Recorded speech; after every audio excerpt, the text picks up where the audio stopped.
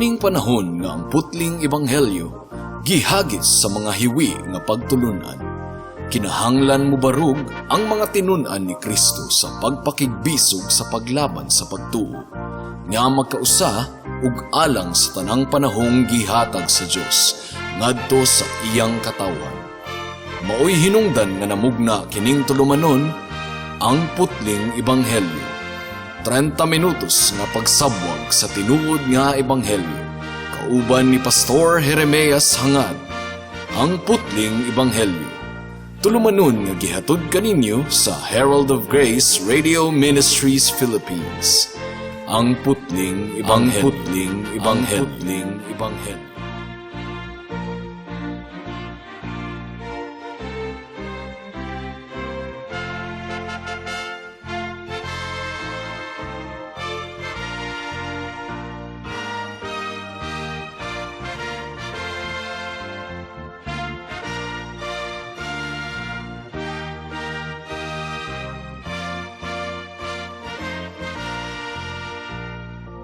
Mayong hapon, Dapitan City, Dipolog City, Zamboanga del Norte, Zamboanga Sibugay, Misamis Occidental ug kutob sa tanang gidala sa Ginoo sa pagpaminaw ni ining atong programa nga giuluhan og ang putling ebanghelyo. Kini ang inyong igsuon og higala sa kahanginan si Pastor Jeremias Lauri Hangad sa Herald of Grace Radio Ministries Philippines. Dinuyugan sa iglesia nga nag-sponsor ni ining atong programa, ang Salitran Covenant Bible Church sa Barangay Salitran, Dakbayan sa Dasmariñas, Probinsya sa Cavite. Ang atong teksto ning takna sa kahaponon makita sa mga buhat, Kapitulo 20, versikulo 7 hangtod sa 12. Ang giingon diri, sa unang adlaw sa simana, nagtigom kami aron pag-ambit sa balaang panihapon. Ug ang mga tawo giwalihan ni Pablo hangtod sa tungang gabii, kay mugikan man siya sa pagkasunod adlaw. Daghang mga suga didto sa lawak sa itaas diin kami nagtigom. Niadtong higayuna si Eutico nga usa ka batan-ong lalaki naglingkod sa bintana. Samtang nagwali si Pablo, nagduka si Eutico ug unya nakatulog ug nahulog sa yuta gikan sa ikatulong andana sa balay. Patay na siya sa dihang gikuha sa mga tawo. Apan nanaog si Pablo ug miyuko ug gigakos niya si Eutico. Unya miingon siya, ayaw kamug kabalaka kay buhi pa siya. Unya mibalik si Pablo sa itaas ug gipikas-pikas niya ang pan ug mikaon. Nakigsulti siya kanila hangtod sa kaadlawon ug unya mibiya siya kanila. Buhi nga gidala sa mga tawo si Eutico ngadto sa ila ug nalipay sila pag-ayo. May the Lord bless the reading and hearing of His word.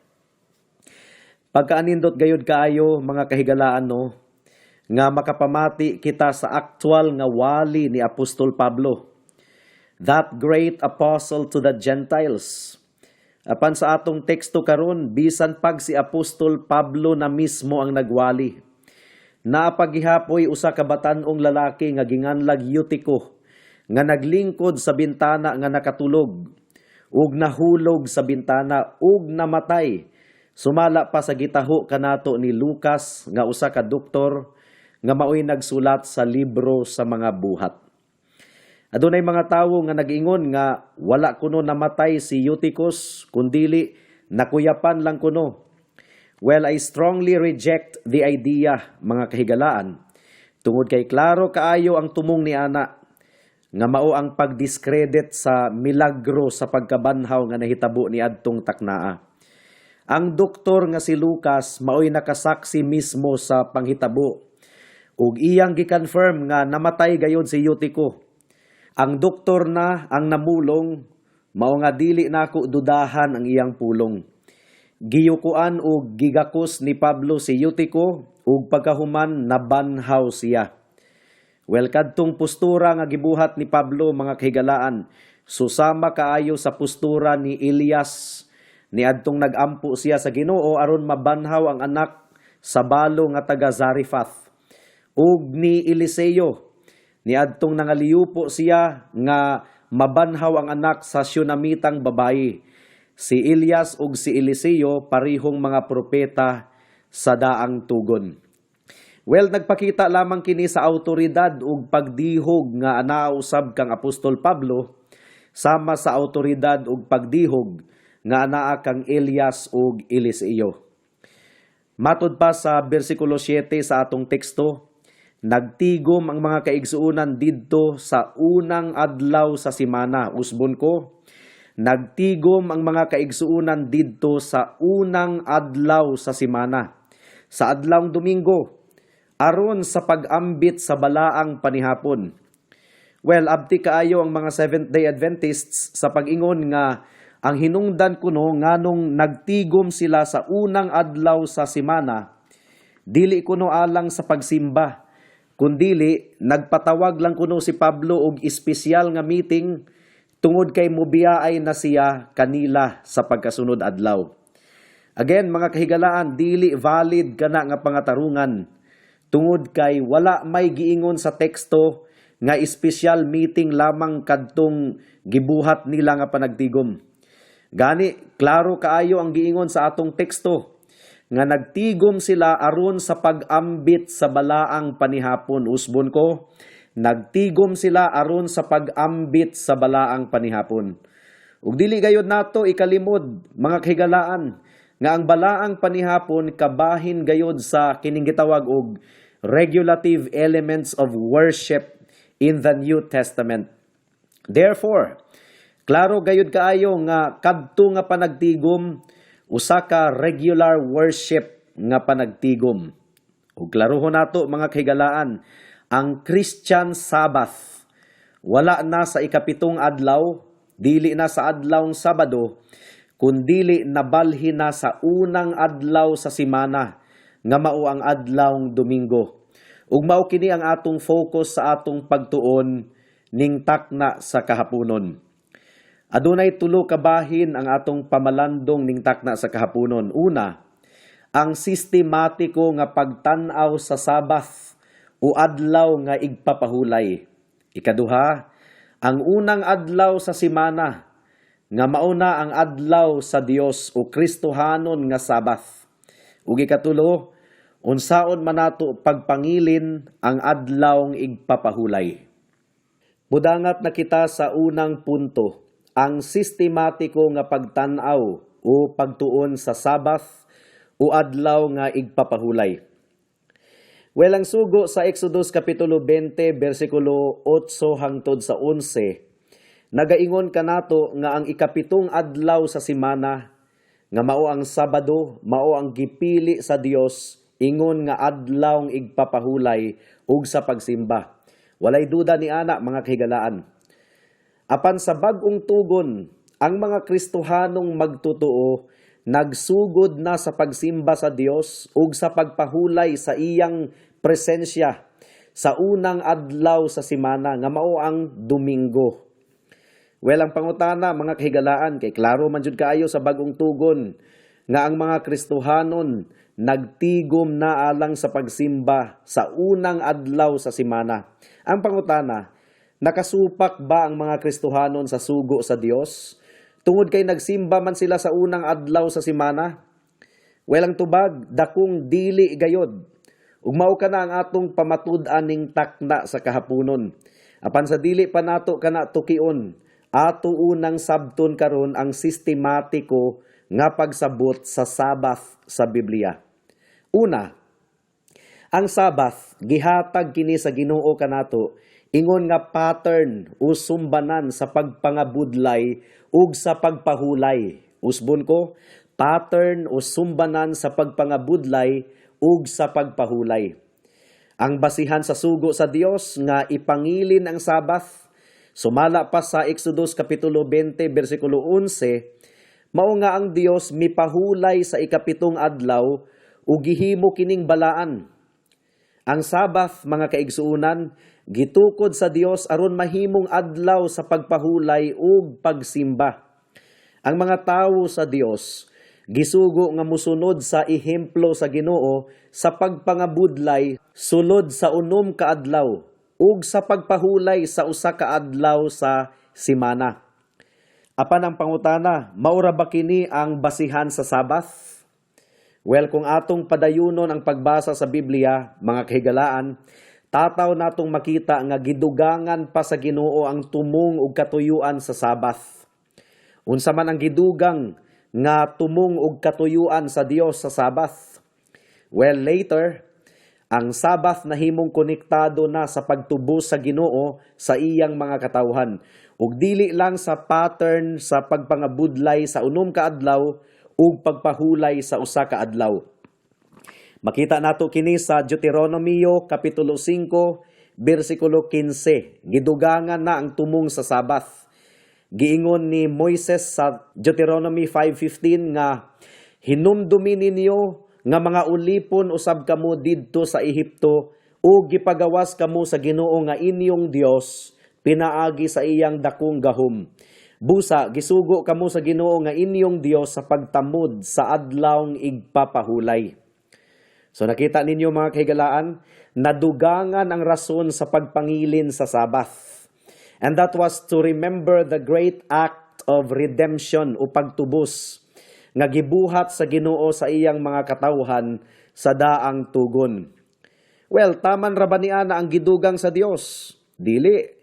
Tungod kay ang giingon sa Colosas kapitulo 2 bersikulo 17, ang Sabath kuno sa daang tugon anino lamang sa mga butang nga umaabot. Usbon ko, ang Sabath sa daang tugon anino lamang sa mga butang nga umaabot. Apan ang katumanan mao si Kristo. O gipasabot ka nato sa Hebreyohanon kapitulo 4 bersikulo 1 hangtod sa 8. Ang tinuod nga kinaiyahan sa Sabath. Ang tinuod nga Sabath o kapahulayan mao ang natapos na nga gibuhat ni Jesus nga paglukat, pagtubos pinaagi sa iyang dugo ug pagluwas sa mga makasasala didto sa krus sa Kalbaryo. Kung nagtuo kita sa grasya sa kaluwasan nga gihatag ni Kristo pinaagi sa iyang kamatayon ug pagkabanhaw, adunay tinuod nga kapahulayan ang atong kalag gumikan sa kaluwasan nga atong nadawat nga libre gikan kaniya. So ang Sabath di ay sa Old Testament anino lamang sa tinuod nga Sabath sa bag-ong tugon. And that is kapahulayan sa atong mga kalag gumikan sa libre nga gasa sa kaluwasan ug kapasayloan nga nadawat nato tungod sa gibuhat ni Kristo didto sa cross sa Kalbaryo. Kanus-an nahuman ni Kristo ang iyang buluhaton sa pagtubos sa mga makasasala? Well, natapos kini sa adlaw sa iyang pagkabanhaw. When the Lord Jesus Christ rose again on the first day of the week, natapos na ang tanan niyang pag-antos ug pagsakripisyo alang sa mga makasasala. Ug nga si bisan kinsa nga nagatuo ug nagasalig kaniya, makabaton gayod og kalinaw ug kapahulayan sa ilang kalag. Mao kini ang tinuod nga Sabath. Anino lang ang Sabath sa Old Testament? Ang tinuod nga Sabath mao ang kapahulayan ni Hesukristo sa tanan niyang pagpangabudlay when He rose again from the dead on the first day of the week. Karon paminawan ninyo ang panagna sa Salmo kapitulo 118 bersikulo 22 hangtod sa 24. Ang giingon diri, ang bato nga gisalikway sa mga magtutukod kay walay hinungdan, nahimo hinuon nga labing importanteng bato. Buhat kini sa Ginoo ug katingalahan kaayo. Mao kini ang adlaw nga hinumduman nato ang pagluwas sa Ginoo kanato. Maglipay ug magmaya kita niini. This is the day that the Lord has made. We will rejoice and be glad in it. Ang pangutana, kinsa man kining bato nga gisalikway sa mga magtutukod tungod kay walay hinungdan? Apan nahimo hinuon nga labing importanteng bato. Well, mga kahigalaan, klaro kaayo ang bag-ong tugon nga nagaingon kanato nga si Hesukristo kadtong maong bato nga gisalikway apan nahimong labing importanteng bato. Gipasabot kanato kini ni Apostol Pedro sa Buhat kapitulo 4 bersikulo 11 nga nagaingon, si Jesus mao ang gihisgutan sa kasulatan nga nagaingon, ang bato nga gisalikway ninyong mga magtutukod ug balay, nahimo hinuon nga labing mahinungdanong bato. Ug kanus asya nahimong mahinungdanong bato, nahitabo kini sa adlaw sa iyang pagkabanhaw, sa unang adlaw sa semana. Mao nga nagsugo kanato ang Salmo kapitulo 118 bersikulo 24 nga, "This is the day that the Lord has made. We will rejoice and be glad in it." Kini ang adlaw nga gihimo sa Dios, magmaya kita ug magkalipay niini.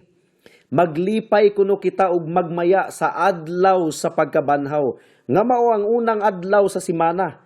Kung kanusa nahimong labing mahinungdanong bato si Kristo. Si Kristo nga gisalikway nila o gilansang didto sa cross, nahimong labing mahinungdanong bato sa adlaw sa iyang pagkabanhaw. He rose again from the dead. Mudangat na kita sa ikaduhang punto. Ang unang adlaw sa semana, nga mao ang adlaw sa Dios o Kristohanon nga Sabbath o Christian Sabbath. Nabanhaw si Jesus pag-usab sa unang adlaw sa semana. Ug human sa iyang pagkabanhaw, nagpakita siya sa iyang mga tinun-an sa unom kahigayon. Dili sa ubang mga adlaw, dili sa Lunes, Martes, Miyerkules, dili gani sa Sabado, kundili nagpakita si Jesus sa iyang mga tinun-an human sa iyang pagkabanhaw sa unang adlaw sa semana. Klaro kayo ang nakarecord sa Mark chapter 16 verse 9, Matthew chapter 28 verses 5 to 9, Luke chapter 24 verse 34, Luke chapter 24 verses 13 to 15, Luke chapter 24 verse 33 and 36, John chapter 20 verse 19, ug John chapter 20 verse 26. There is really something in the first day of the week. Pwede biya untang magpakita si Kristo sa ubang mga adlaw. Ngano man, of all the appearances of the Lord Jesus Christ to His disciples, human siya nabanhaw sa adlaw gayong Domingo, sa unang adlaw gayod sa semana. This means nga gusto gyud sa Ginoo nga magmaya kita, magsadya sa unang adlaw sa semana, adlaw sa iyang pagkabanhaw. This is the day that the Lord has made. We will rejoice and be glad in it. Ug dugang pa, giproklamar si Jesus ingon nga anak sa Dios sa adlawng Domingo. Mao kini ang klaro kaayong giingon sa Roma kapitulo 1 bersikulo 4. Paminawan ninyo ang giingon dire. Gideklarar siya ingon nga anak sa Dios uban sa dakong gahom, pinaagi sa iyang pagkabanhaw gikan sa mga patay, sumala sa espiritu sa pagkabalaan. Si Hesukristo nga atong Dios. Ang giingon sa Salmo kapitulo 2 bersikulo 7 nga isangyaw ko ang giingon sa Dios kanako, ikaw akong anak, ug karong adlawa imo na akong amahan. Well, natuman kini sa adlawng Domingo sa pagkabanhaw sa atong Ginoo. Mao kini ang gipasabot ni Pablo sa Buhat kapitulo 13 bersikulo 33. Paminawan ninyo mga kahigalaan. Gibuhat sa Dios alang kanato karon nga ilang mga kaliwat pinaagi sa pagbanhaw kang Hesus. Sumala sa nasulat usab sa ikaduhang salmo, ikaw ang akong anak, karong adlawa nahimo ako nga imong amahan. So di ba, sa adlawng Domingo, sa adlawng pagkabanhaw, natuman ang prophecy sa Psalm chapter 2 that Jesus Christ was proclaimed publicly as the eternal Son of God. Well, of course, Jesus has always been the eternal Son of God. But the official public proclamation that He was the Son of God took place on the first day of the week sa adlaw sa iyang pagkabanhaw ug dili sa ubang mga adlaw sa semana. Unsa pa? Ang dakong triumphal entry ni Jesus sa Jerusalem nahitabo sa adlawng Domingo. Gikurunahan usab si Jesus ingon nga labawng hari sa adlawng Domingo, sumala sa Buhat kapitulo 2 bersikulo 33 hangtod sa 36. Ug sa unang higayon gisimba si Jesus human sa iyang pagkabanhaw, sumala sa Juan kapitulo 20 bersikulo 26 sa adlawng Domingo. Niya pagayod, the first time we could be born again to a living hope was on a Sunday. Sumala sa unang Pedro kapitulo 1 bersikulo 3. And the first time nga nakigsalo si Jesus sa iyang mga disipulo, human sa iyang pagkabanhaw, nahitabo kini sa adlawng Domingo. Sumala sa Lucas kapitulo 24 bersikulo 1 ug 13, 28 hangtod sa 35. Mga kaigalaan, dili aksidente kining mga butanga. Walay aksidente at tubangan sa Ginoo. There is really something in the first day of the week. Kay giingon man gyud sa Biblia, this is the day that the Lord has made. We will rejoice and be glad in it. Ug natuman kini sa adlaw sa pagkabanhaw sa atong Ginoo. Mao nga dili na nato ikatingala kung ang unang adlaw sa semana gitawag sa mga unang mga magtotoo ingon nga the Lord's Day o adlaw sa atong Ginoo.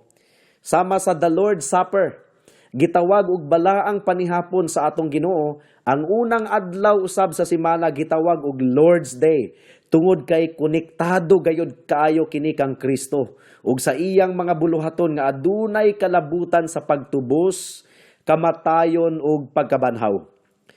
Karon tuguti ko sa pagkonsulta sa unang mga practices sa simbahan. Sumala sa nakarecord sa Biblia ug sa kasaysayan. Ang mga Kristohanon na record nga nagtigom sa 3 kahigayon sa adlawng Domingo human sa pagkabanhaw ni Jesus. Sa wala pa siya mikayab sa langit, sumala sa Juan kapitulo 20 bersikulo 19, 26 ug Buhat kapitulo 2 bersikulo 1. Although dili pa kadto official nga worship services, pero introduction pa lang kadto sa panagtigom nga naanda na sa adlawng Domingo. Ang bugtong higayon nga nahisgutan sa Biblia nga ang mga magtotoo nagkatigom aron sa pag-ambit sa balaang panihapon. Mao kining nakarecord sa atong teksto sa Buhat kapitulo 20 bersikulo 7.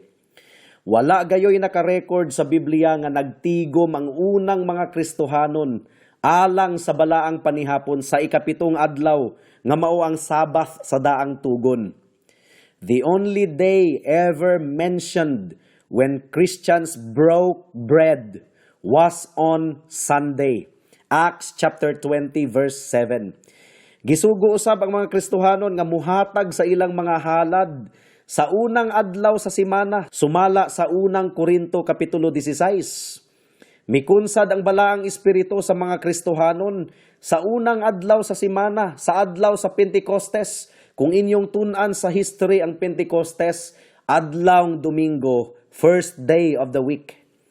Ang pinakaunang public preaching nga gibuhat ni Pedro, gibuhat niya sa Pentecostes, adlawng Domingo.